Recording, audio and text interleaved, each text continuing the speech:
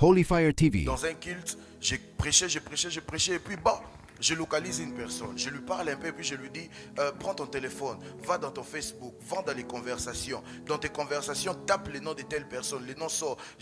Je lui dis tu connais la personne? Il dit non, bon, on ne se connaît pas physiquement, on se voit seulement dans les réseaux et je ne pouvais même pas croire qu'il pouvait être dans mes conversations et je trouve que ce sont les conversations de longue date. Je lui ai dit en tout cas si tu peux, appelle la personne, puis appelle la personne, demande-lui s'il est dans la ville, de courir, de venir. Dieu a une parole pour lui.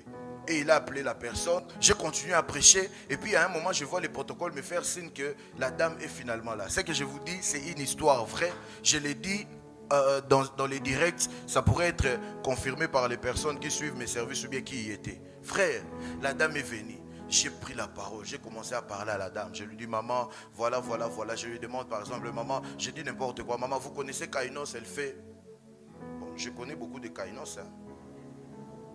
Je lui dis, vous n'avez pas un enfant qui s'appelle Kainos? Elle dit, oui, mon fils s'appelle Kainos, mais soyez un peu précis.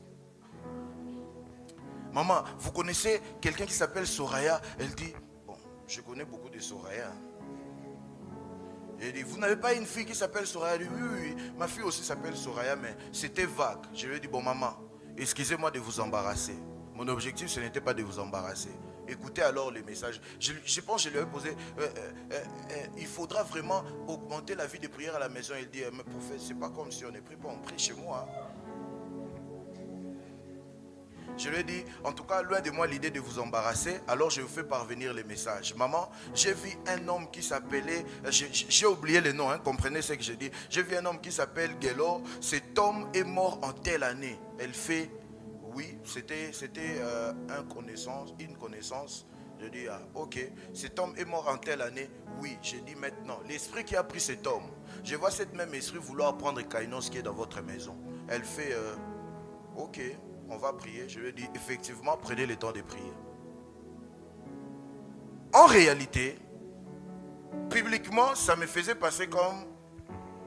Ça m'a ridiculisé, on va dire. Ça veut dire, tu sais donner même un nom seulement dans un service prophétique. Excusez-moi les termes, mais c'est plus que quelqu'un qui travaille pour avoir $1 million. Dans la planète Terre, nous sommes à plus de 8 milliards d'habitants. Je ne sais même plus combien. Maintenant, imagine que tu te retrouves devant une personne, vous ne vous connaissez pas, et tu parviens à sortir un nom attaché à elle.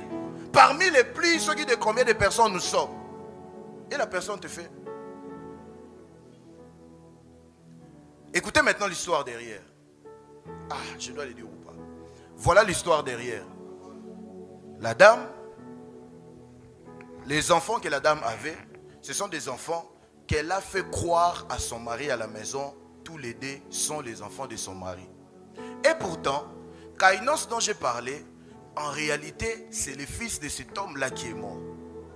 Il a eu cet enfant de manière extra-conjugale. Et maintenant, il est devant les lives.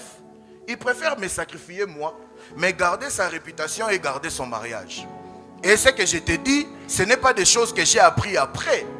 Pendant que je l'ai parlé, j'avais ça devant moi. Mais puisque le don est donné pour consoler, édifier, exhorter, je me suis dit, je prends ça sur moi. Mais que je ne fasse pas autre chose si ce n'est pas consoler, édifier et exhorter. Je lui ai dit, c'est pour consoler, exhorter, édifier.